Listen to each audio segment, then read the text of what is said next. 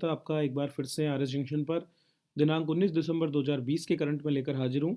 तो आज ही अगर आपको हमारे वीडियोज़ अच्छे लगते हैं तो लाइक शेयर और सब्सक्राइब जरूर करें और बने रहें इसी तरह से। तो चलिए शुरुआत करते हैं हमारी कक्षा के साथ। निम्नलिखित में से किसे भारतीय क्रिकेट कंट्रोल बोर्ड अर्थात जो बीसीसीआई है इसका नया उपाध्यक्ष बनाया गया है?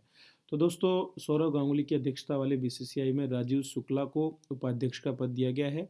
राजीव शुक्ला पूर्व राज्यसभा सांसद रहे हैं, ठीक है, और उन्होंने जो है ये पद अब प्राप्त किया है। तो सर्वसम्मति से कांग्रेस के वरिष्ठ नेता को इस मुद्दे पर चयनित किया गया है। शुक्ला इससे पहले एन श्रीनिवासन के अध्यक्ष रहते हुए भी उपाध्यक्ष पद पर थे और इंडियन प्रीमियर लीग संचालन परिषद के लोकप्रिय चेयरमैन भी रहे हैं। अगर हम बात करें तो वर्तमान में सौरव गांगुली बीसीसीआई के अध्यक्ष हैं, जबकि अमित शाह के पुत्र जय शाह जो हैं इसके सेक्रेटरी हैं। दोस्तों, भारतीय क्रिकेट कंट्रोल बोर्ड की बात करें तो यह भारत में क्रिकेट के लिए एक शासी निकाय के रूप में है। ये गवर्नमेंट के अधीन नहीं है और बोर्ड का गठन दिसंबर 1928 में एक सोसाइटी के रूप में किया गया था, जो तमिलनाडु सोसाइटीज पंजीकरण अधिनियम के तहत पंजीकृत थी।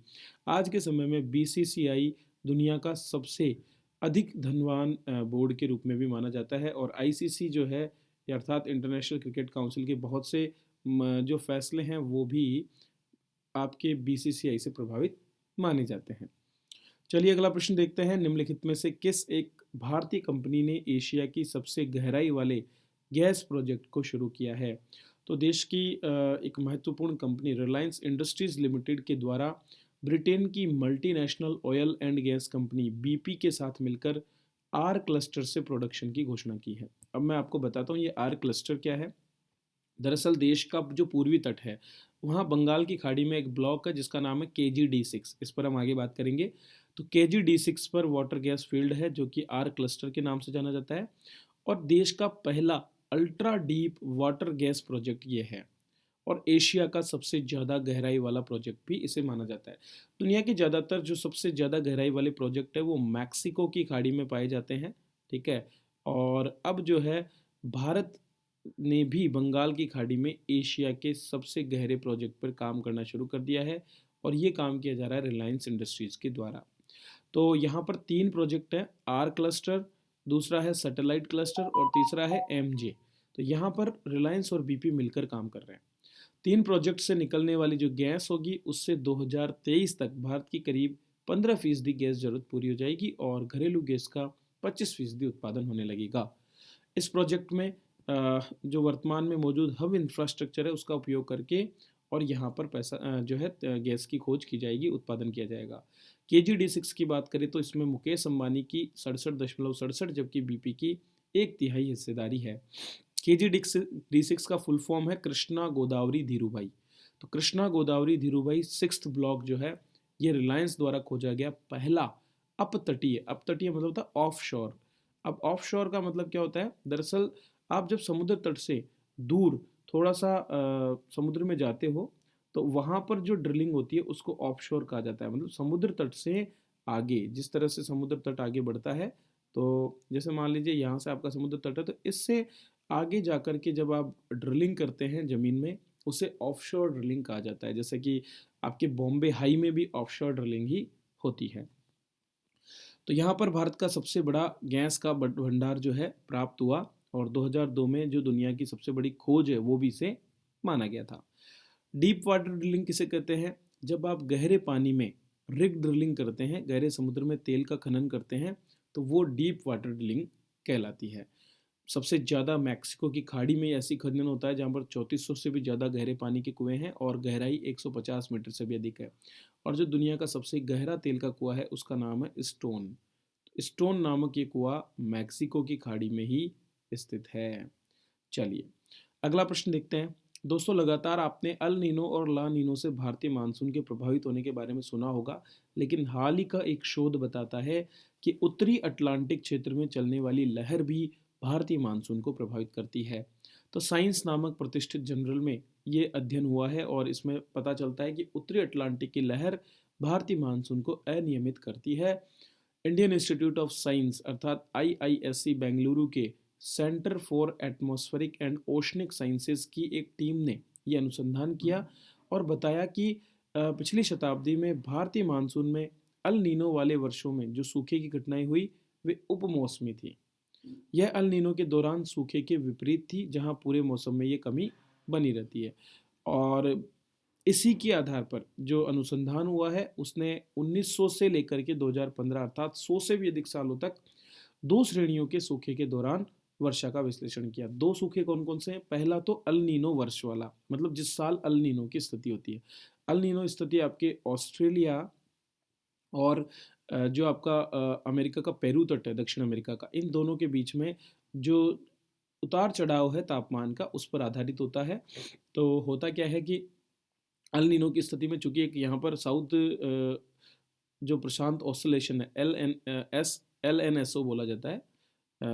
तो सदर्न ऑसिलेशन इसको बोला जाता है। सदर्न ऑसिलेशन में क्या होता है कि आपका ये जो समुद्र की लहरें हैं ये पानी में, समुद्र में जो है पेरू के तट से और चलती है आपके पूर्वी ऑस्ट्रेलिया के तट की ओर, यहाँ से ये ऊपर उठती है और इस वजह से इस क्षेत्र में भारी बरसात होती है। तो अल नीनो की स्थिति में ये बहुत ही ज़्यादा हो जाती है, तीव्र प्रक्रिया हो जाती है।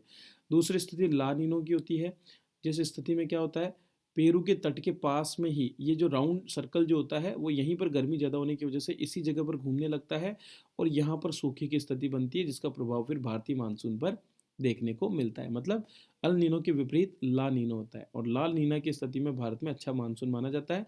अल नीना की स्थिति में भारत में मानसून को कमज़ोर माना जाता है। तो अल नीनो की स्थिति जून के मध्य में शुरू होती है और फिर धीरे धीरे बदतर हो जाती है। अगस्त तक वर्षा की अत्यधिक कमी होती है और सुधार के कोई संकेत नहीं होते। गैर अल नीनो वर्ष में अगर सूखा हो तो जून की वर्षा में मध्यम कमी होती है और जुलाई के मौसम तक चरम, जिसके बाद अगस्त के मध्य में वापस से बारिश में पूर्ति होना शुरू हो जाती है। तो यही चीज़ बताई गई है कि अगस्त के अंत से सितंबर की शुरुआत के दौरान ठंडे उत्तर अटलांटिक वायुमंडल पर ऊपरी स्तर की जो हवाएं होती है उनकी वजह से एक वायुमंडलीय विक्षोभ होता है और जो तिब्बती पठार द्वारा मानसूनी हवा के प्रवाह को बाधित करता है। ये लहर जो है ये क्या करती है, मानसूनी हवाओं को बाधित करती है और ये भी हमारे मानसून पर प्रभाव डालती है। तो उत्तरी अटलांटिक की लहर का प्रभाव भारतीय मानसून पर होता है, ये चीज़ इस शोध में बताई गई है। ठीक है, चलिए अगला प्रश्न देखते हैं। मानव विकास सूचकांक 2020 ये रिपोर्ट जारी कर दी गई है और इसमें भारत 131वें स्थान पर रहा है। संयुक्त राष्ट्र विकास कार्यक्रम जो है अर्थात यूनाइटेड नेशंस डेवलपमेंट प्रोग्राम द्वारा ये रिपोर्ट दी जाती है और कुछ बिंदुओं पर मैं आपसे चर्चा करना चाहूँगा। डिटेल में मैं इस पर एक वीडियो भी बनाऊँगा, तो वो वीडियो आप ज़रूर देखना। तो रिपोर्ट में भारत का स्कोर 0.645 है और 189 देशों में 131वां स्थान है। भारत को मध्यम मानव विकास श्रेणी में रखा गया है। 2 रैंकिंग की गिरावट है, पिछले साल 129 रैंक थी, ठीक है, 2019 में 129 रैंक थी और इस साल जो है हमारी रैंकिंग 131 हो गई है। सूची में नॉर्वे, आयरलैंड, स्विट्जरलैंड, हांगकांग और आइसलैंड पांचवें स्थान पर है। सभी यूरोपीय देश हैं, एक हांगकांग को छोड़कर, ठीक है। पड़ोसी देशों में श्रीलंका 72, चीन 85, बांग्लादेश 133, नेपाल 142, म्यांमार 147 और पाकिस्तान 154वें स्थान पर है। भारत में आर्थिक सुरक्षा, इकोनॉमिकल जो इंक्लूजन, फाइनेंशियल इंक्लूजन के बाद जमीन पर मालिकाना हक और महिलाओं की स्थिति में सुधार, ये ऐसी चीज़ें हैं जिन्होंने हमारी रैंकिंग को सुधारा है। मतलब जो हमारा, वैसे तो हमारी रैंकिंग में गिरावट हुई है लेकिन पिछले समय से हमारी जो मानव विकास है उसमें सुधार देखने को मिला है। महिलाओं में हिंसा कम हुई है और उनकी सामाजिक प्रतिष्ठा भी बढ़ी है। हालांकि क्रय शक्ति क्षमता या परचेजिंग पावर पैरिटी हमारी, जिसमें भारत वर्ल्ड में तीसरे स्थान पर है, उसमें भी गिरावट हुई है और परचेजिंग पावर पैरिटी के आधार पर जो हमारी प्रति व्यक्ति सकल राष्ट्रीय आय है ये $6,829 से $6,829 से गिर कर के और $6,681 हो गई है 2018 की तुलना में 2019 में।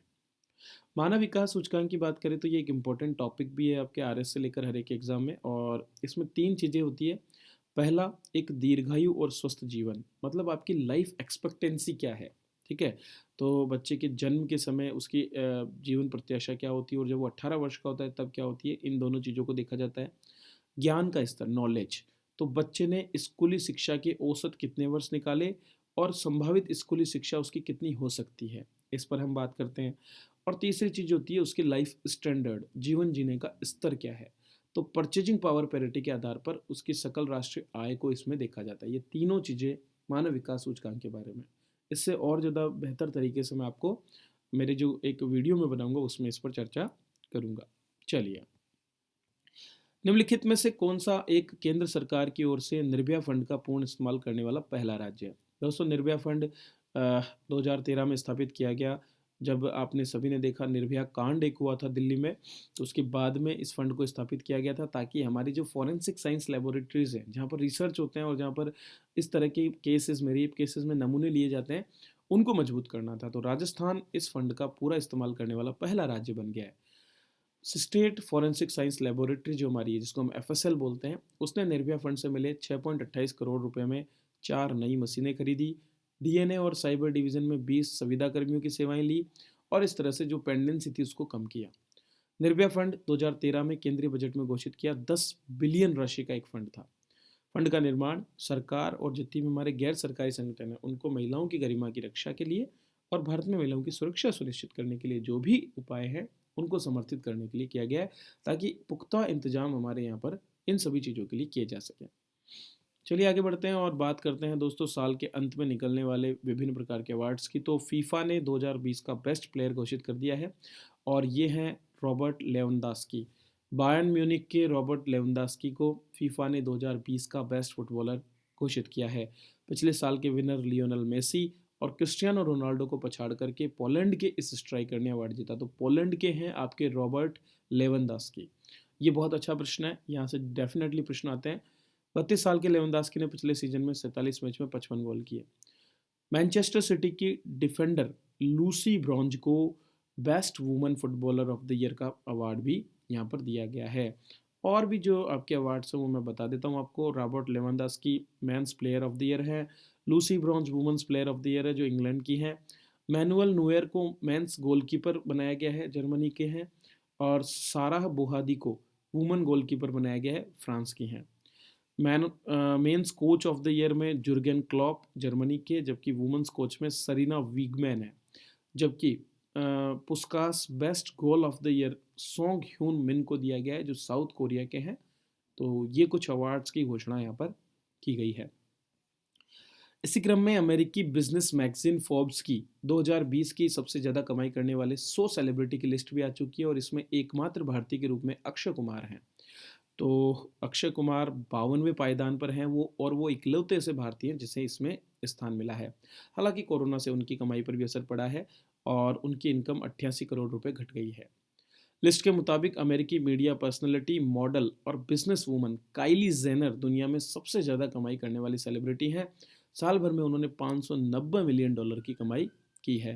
तो काइली जेन पहले नंबर पर हैं। कान्ये वेस्ट जो कि अमेरिकी रैपर हैं वे दूसरे नंबर पर रहे।